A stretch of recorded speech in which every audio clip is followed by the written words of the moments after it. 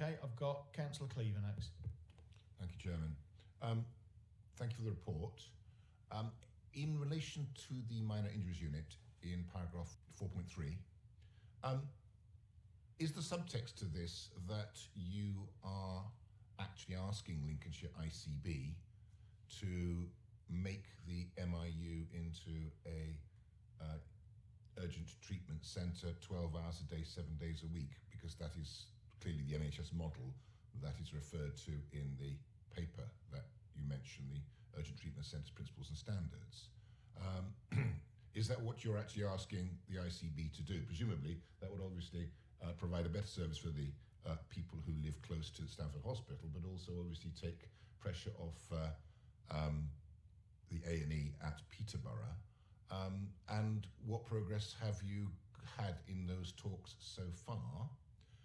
On the question of the taking forward the clinical strategy, I'm a little bit confused between the relationship or interrelationship between your premises strategy as it stands now and the clinical strategy. The clinical strategy seems to be has been signed off actually for some time, hasn't it? Over a year now, and it's clearly laid out in the graphic in section 4.9. But then in section 4.6, you're talking about an initial focus on defining the options for the site.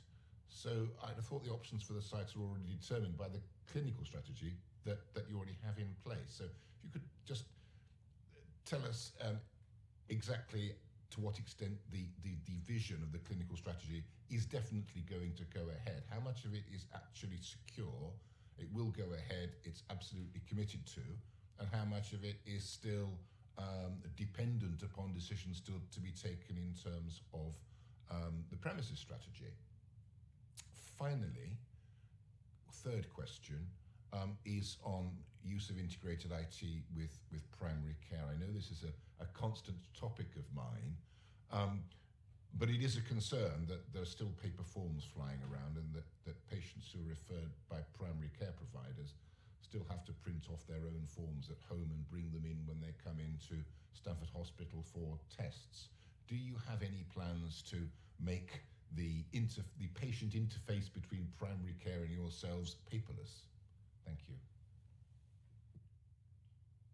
Thank you. So the minor injuries unit is something that we're in conversations with the ICB. It's their decision as to what they want us to do as the commissioner of that service. The whole of the NHS has decided that minor injuries units shouldn't exist from April. They should be urgent treatment centres, which are enhanced beyond what is currently provided, because the minor injuries unit is a service that's 9 to 5 Monday to Friday, and the national mandate for UTCs is to have services 8 till 8, 7 days a week. So it would need an expansion, and that would need investment and money and extra staff. So we're at that point where we've got to do something as well. The attendances per day are only about 30 people at the Stamford Minor Injuries Unit.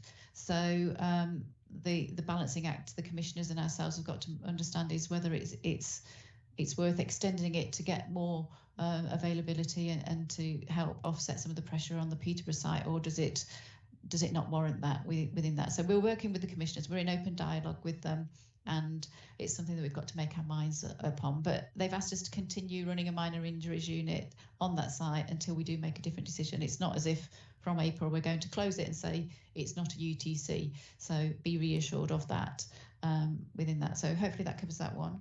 Our clinical strategy was agreed over a year ago. We're still proceeding with that, and some of that can be delivered without a physical solution, but some of that does need physical investment and change to the site. And when we say we're still figuring out our strategy for the site, that you are right, that is the physical premises solution, which means how do we keep all of the services running and rebuild the new services and then switch off the old and knock them down and do various things. So when we're saying we're developing it, we're not changing anything about what we want to do clinically on that site. Indeed, we're wanting to push more and more clinical activity to that site.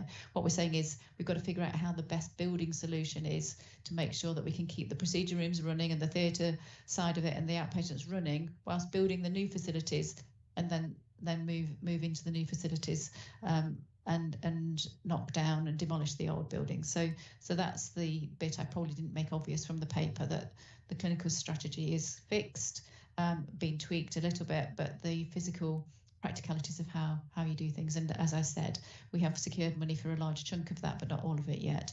And the builders are in at the moment, knocking things down and levelling the site, ready for the new procedure rooms to be built. So that's that.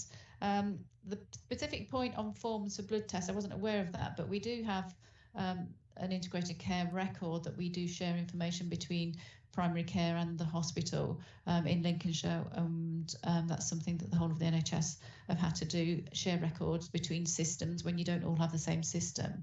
I will try and find out what the issue is about printing forms, if there's something specific about blood tests. People have spoken to me lots about blood tests and the queues at Stamford, and we've done lots to enhance that service there and put more capacity there, but people haven't mentioned actually paper forms and the IT interoperability issue for me linked to blood tests. So I will take that away and have a look at that for you, but I don't know the answer to that one. But we do have access to the records, and GPs have access to our records in summary form, as well as we have access to System 1, which is a system that the GPs use as well. So that is a good development that's happened in the last few years. Thank you.